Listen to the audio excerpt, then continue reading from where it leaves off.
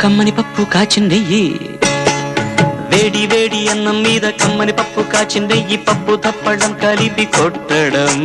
భోజనం వన భోజనం తల్లి తోడు పిల్ల మేక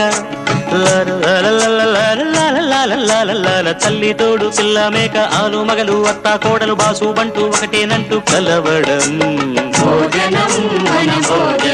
భోజనం వన భోజనం